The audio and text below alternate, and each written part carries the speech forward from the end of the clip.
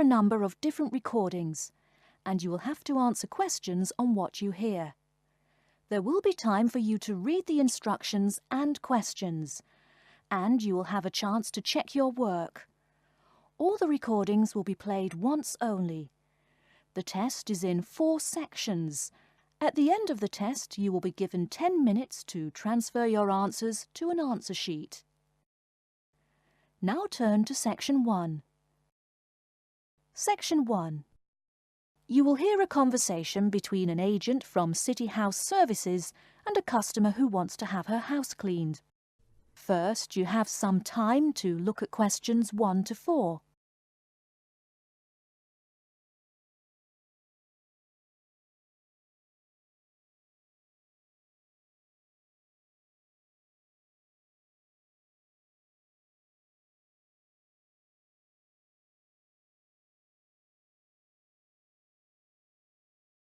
You will see that there is an example which has been done for you. On this occasion only, the conversation relating to this will be played first. Good morning, City House Services. How may I help you? Good morning. I'd like to arrange to have my house cleaned. Certainly. I just need to ask a few questions. First, could I take your name? Yes, it's Barbara Hill. The woman says that she is Barbara Hill, so Barbara Hill has been written in the space. Now we shall begin. You should answer the questions as you listen, because you will not hear the recording a second time. Listen carefully and answer questions 1 to 4. Good morning, City House Services. How may I help you? Good morning. I'd like to arrange to have my house cleaned. Certainly. I just need to ask a few questions. First, could I take your name? Yes, it's Barbara Hill. Thank you. Next, is your house in London? Yes, it's in Kingston in southwest London. Okay, southwest London, and, what's the postcode? SW105. And what is the square footage and what rooms will be cleaning? The whole house is 268 square feet, and there is no need to clean all the rooms. I only want to have my bedrooms cleaned. Okay. How many bedrooms does the house have? 3 bedrooms. Oh no, sorry, we used to have 3 bedrooms, but we only have 2 bedrooms now. Are those single bedrooms or doubles? Doubles. Fine, 2 doubles. There's one more room which needs cleaning. It was used as a bedroom before, and now we have converted it into an office. I understand. 3 rooms have got to be cleaned. And are all of those rooms upstairs? Yes. Then downstairs we have a kitchen diner, conservatory and lounge. The kitchen diner is quite large and has the usual equipment: cooker with oven, refrigerator, cupboards and worktops. The conservatory has a lot of plants, but there's no need to take care of them. The lounge has a leather 3-piece suite and a large coffee table. Thank you. And do you keep any pets? Yeah, I really love keeping them. I've got 2 dogs and 3 cats. Okay, then if our staff come over to offer the service, please take your pets away. Have you looked at our service packages? Yes, I have one in front of me. Excellent. Before you hear the rest of the conversation, you have some time to look at questions 5 to 10.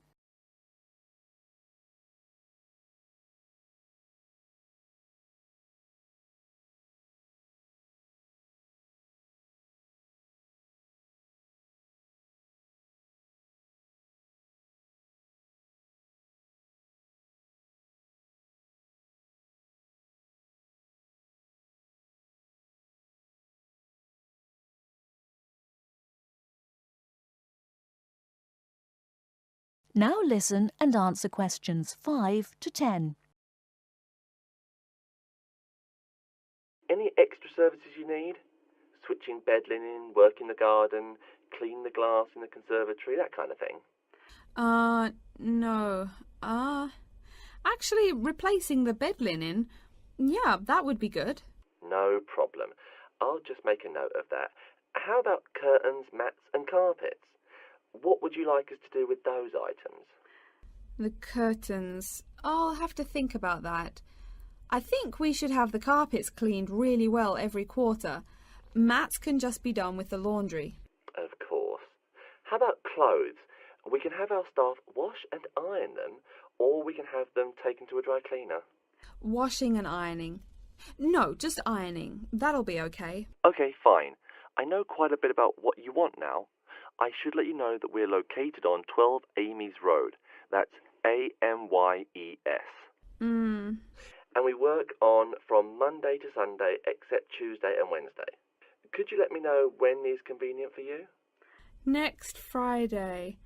No. Oh, that's no good. My son invites his friends over in the afternoon that day. Perhaps next Thursday or next Saturday? Let me check. Okay, next Thursday. When is it convenient for us to come over and provide the service? Is it okay if we come in the morning? Or we may come in the afternoon. It depends on your schedule. I'm okay with any time. Just give me a call to let me know you're coming before you arrive. Sure we will. By the way, how long will it take for the service? We usually work 1 to 3 hours for house cleaning, and the work will take 3 hours at most. And of course, if it takes more than 3 hours, you should pay extra for it. Fine. So, let me just do some calculations. That is the end of section 1. You now have half a minute to check your answers.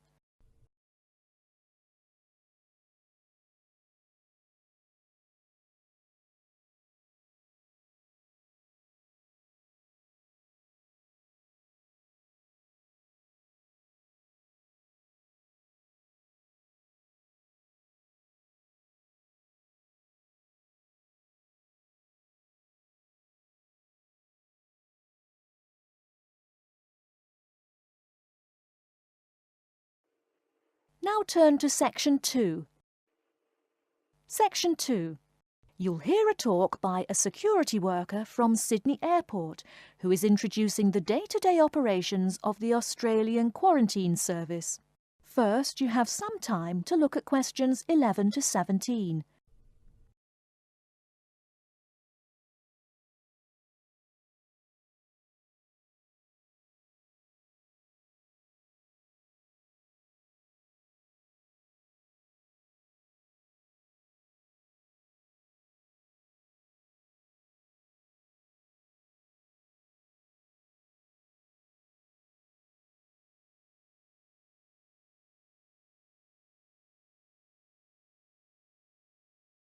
Now, listen carefully and answer questions 11 to 17. Hi everyone and welcome to Sydney Airport. Today I'll be giving you the inside information on the day-to-day operations of the Australian Quarantine Service here. We hope to provide you with a better understanding of why such heavy security regulations are necessary by educating you on how we operate and why we do the things we do. We're not here to try to persuade you to fly through Sydney Airport, though we hope you'll find your experience relatively stress-free and comfortable. First things first, our personnel. Can anyone guess how many people work at Sydney Airport? We have 200 alone working in Terminal 2, so can you guess how many in the whole airport? I heard someone say 360. That's getting closer. What? Did someone say 2,000? That's way too high. Sydney Airport actually employs 440 people. A lot, right? And about half of those employees work in security-related matters. Moving on to our not-so-human employees, let's come and see our favourite pooch, Milton. Milton is our best drug-sniffing dog on the force. He's friendly to most people. You can even come pet him at the end of our tour. Burnouts, beware though. He'll find everything. Notice that even though there are so many of us around him, Milton stays quite calm. This is the precise reason he was chosen for the job. Dogs that are chosen are not predisposed to sniff out different narcotics. That's something we teach them already. So here's a part of the airport most people never notice, the cargo transport terminal. This is where packages are shipped to and from. Normally, we ship around 4,400 packages per month. In this airport alone, over 52,000 packages were shipped in and out over the past year. We ship to and from 170 different countries. Not bad, eh? Probably it will go up to over 72,000 packages this year. And despite over 100 flights in and out of here daily, the number of lost or delayed packages is impressively low. If you send your package through here, rest assured we'll get it where it's going. Let's move on to the area most of us are familiar with, the passenger terminals. In order to be allowed into this area, you must pass through security with your ticket and, if you're travelling internationally, your passport. If you're travelling domestically, you just need a legal form of ID. If you don't have those, you will not be allowed to pass through security and board your flight. During the security scan, your carry-on items will be checked for dangerous items such as weapons, sharp objects, and liquids that exceed our specified limit. If you attempt to pass any of the prohibited items on this list posted at the entrance, you are still allowed to board the plane, but you'll be given a warning and your item will be confiscated. Don't worry, we will not arrest you for having too much shampoo in your bag or anything like that. We also search your carry-ons and parcels for any perishable items. We prohibit the transportation of local vegetation and prohibit parcels containing any insects in them. You may or may not have learnt about this in biology class, but when some plants are introduced to a new environment, they spread wildly and wipe out the current species around it. It is important to control the introduction of new plants into an ecosystem, so we must prohibit the transport of any fertile seeds. So what happens to parcels containing possibly suspicious items? It's of course something we do not take lightly here. If an object passes through the scanner that appears suspicious in any way, it is separated out for manual search by a member of our trained security personnel. If an illegal plant or simple sharp object like a pocket knife is found, it is simply disposed of in our biohazard waste containers, and the package itself is returned to the sender, or passenger if it is for a passenger flight. More serious weapons are reported to higher authorities for investigation. Before you hear the rest of the talk, you have some time to look at questions 18 to 20.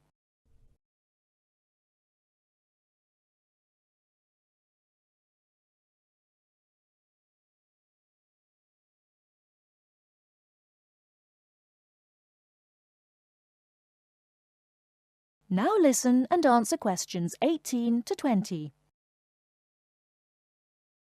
As far as parcel security, the material of the parcel is important. For shipped goods, the most common material used and the most widely accepted is paper. Make sure it is packed sturdy enough with no rips or tears. We've definitely had packages rip open before due to haphazard packing. A more common problem, though, is the package labels. When an item does not make it to the right place, this is the most common reason.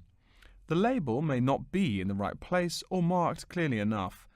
If you're receiving any items from abroad that must be declared, please remember our guidelines in order to ensure the timely delivery of your item. Make sure it is packed correctly, and we ask that you notify customs between 2 and 10 days within the item's scheduled arrival date. OK, before we move on, are there any questions? That is the end of section 2. You now have half a minute to check your answers.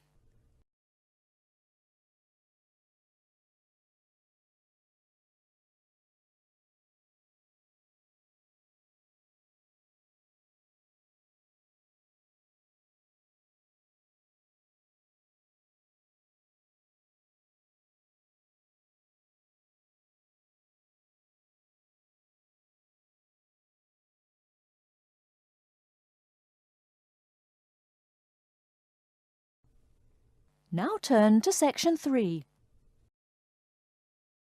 Section 3. You will hear a librarian called Adam Smith talking to the students about how to use the facilities in the library. First, you have some time to look at questions 21 to 26.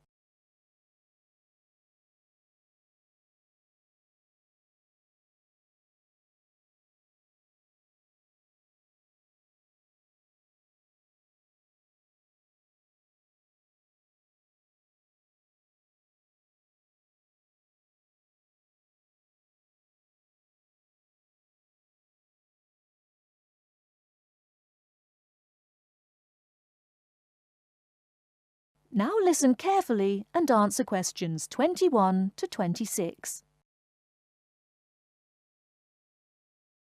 Welcome. Please come in and gather over here around the tables.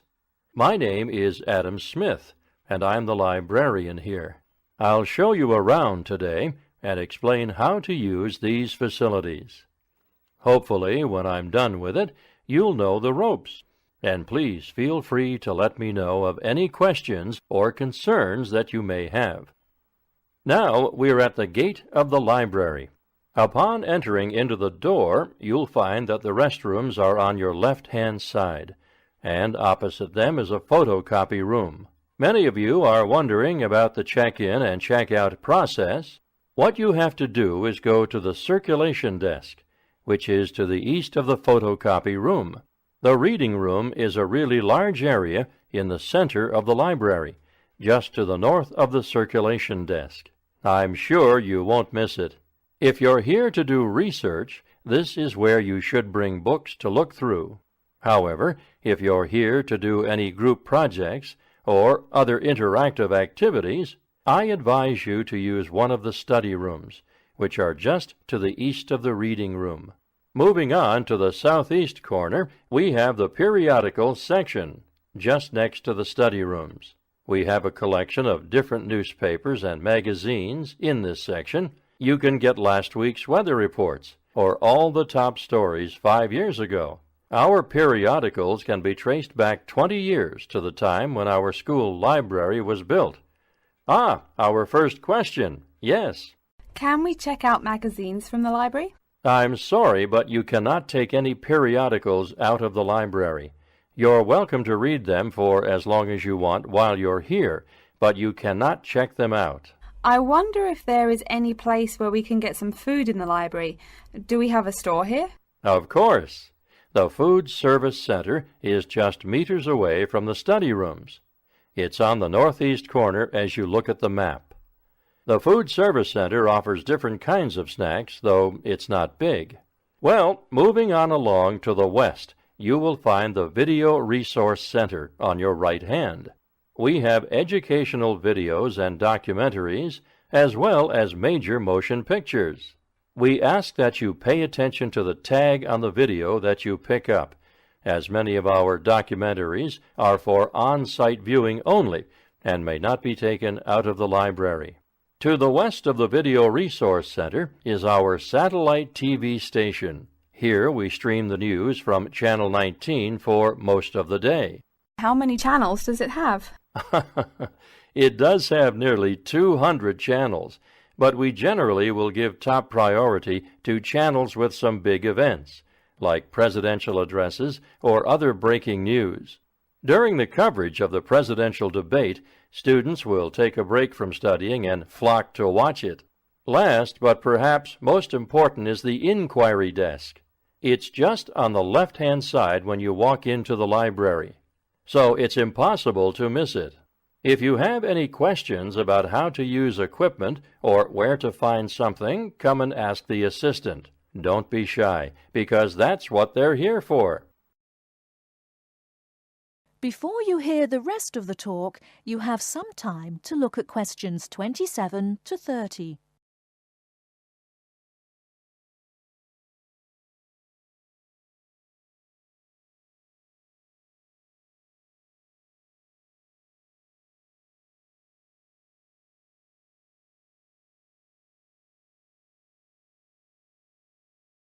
Now listen and answer questions 27 to 30. Speaking of questions, one of the questions we get asked is how to actually check out a book once a student has picked one out. If it's a fiction or non-fiction book, look for the pink and yellow checkout card inside the back cover of the book. You can also find information about the book on these cards, including its publishing date, genre, ISBN, and a log of dates it's been checked out before. Present this card to me or any library assistant, and we'll stamp it, and then the book can be kept for 3 weeks. You can find general information on a field of study by using one of our subject guides. We have them on paper here, but any of our computers will allow you to search within fields as well. What if the library doesn't have a resource we're looking for? Great question. I'm going to address that. Our library is a network with a number of other universities in the area. So if there is something you're looking for and it's available somewhere in the area, we'll be able to get it for you. However, there are universities which are not part of the network, so we do not share resources with them. If you want more information about the library and its resources, you'll find it in a labeled blue folder on my desk in the Enquiry section. Okay, so that's a lot of information all at once, and I don't expect you to remember it all. The most important thing is please be respectful of the staff, and if you need help with anything at all, come and ask me or one of the assistants. All right, any questions? That is the end of Section 3. You now have half a minute to check your answers.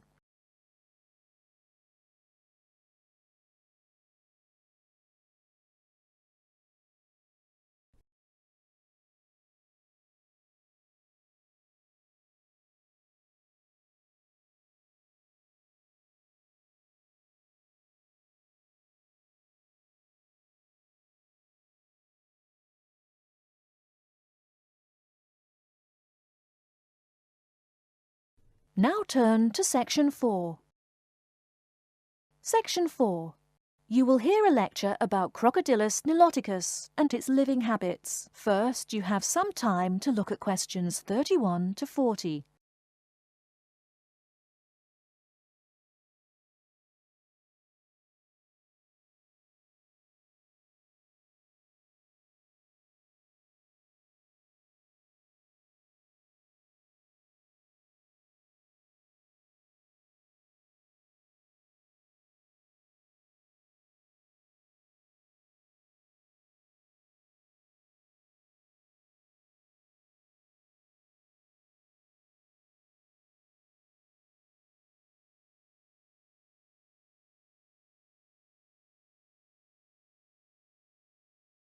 Now listen carefully and answer questions 31 to 40. Good morning. Today we will continue our study of Crocodylus niloticus by talking about its living habits. We've already discussed the evolutionary attributes that set it apart from its crocodile relatives. Does everyone remember that? Yes, it has an extremely narrow snout and 3 or 4 rows of protective scales on its back, as compared to 2 rows on other members of the Crocodylus genus. Let's take a look at how these carnivorous man-eaters live, where they live, and finally, whether they really deserve their vicious reputation. To start, I'd like to address a great question posed to me by a student during yesterday's office hours. We talked about the distribution of crocodiles in Africa and saw that they are highly concentrated in the south and west of the continent. This student noticed that on the map displaying the distribution of crocodiles across Africa, there were no crocodiles in the northern region, and found no mention in the literature of the existence of crocodiles in the north of Africa. Why might there be no crocodiles in North Africa? Let's save this question for later in the lecture.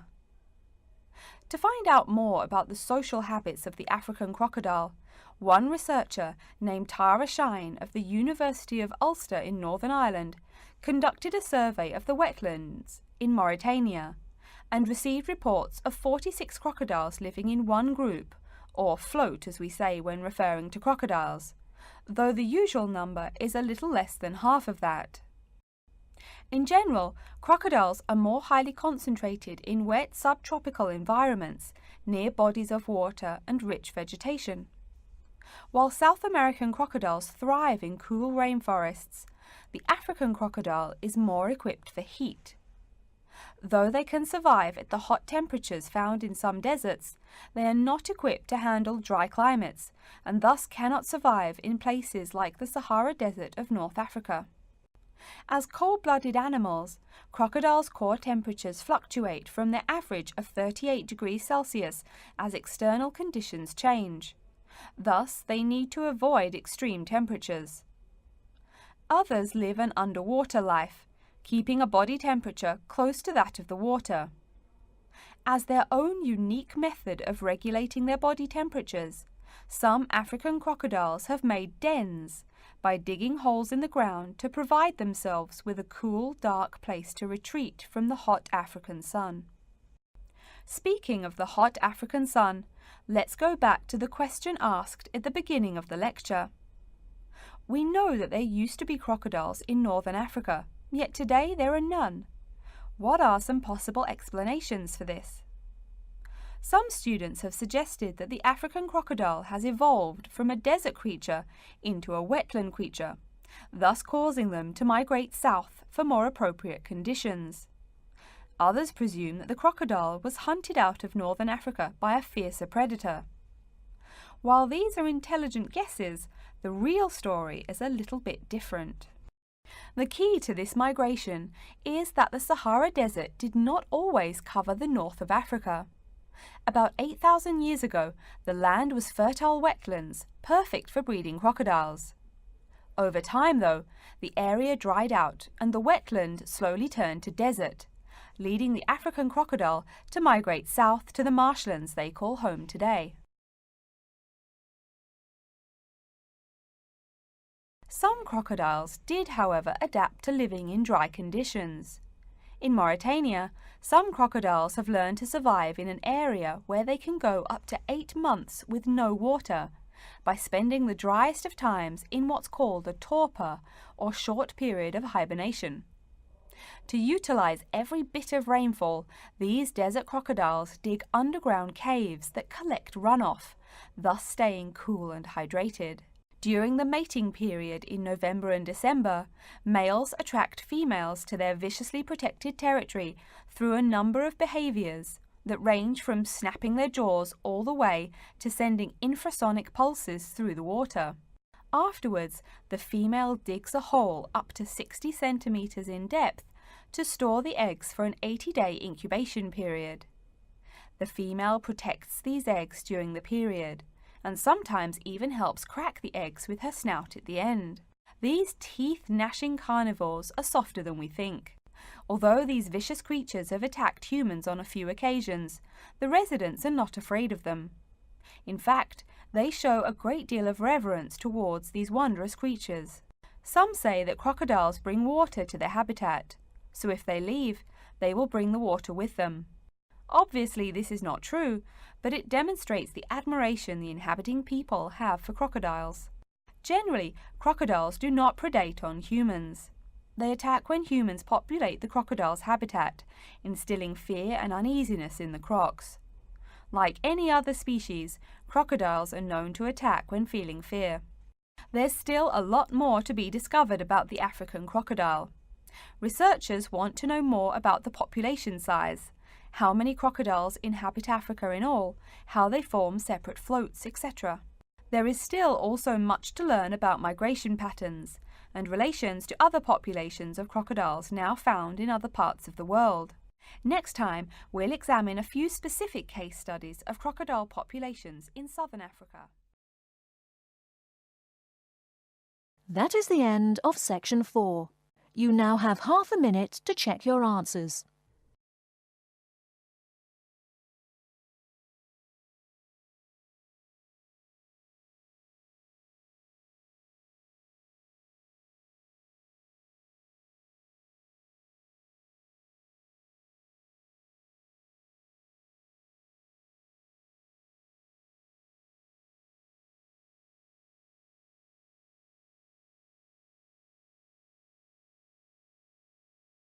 That is the end of the listening test. In the Ielts test, you will now have 10 minutes to transfer your answers to an answer sheet.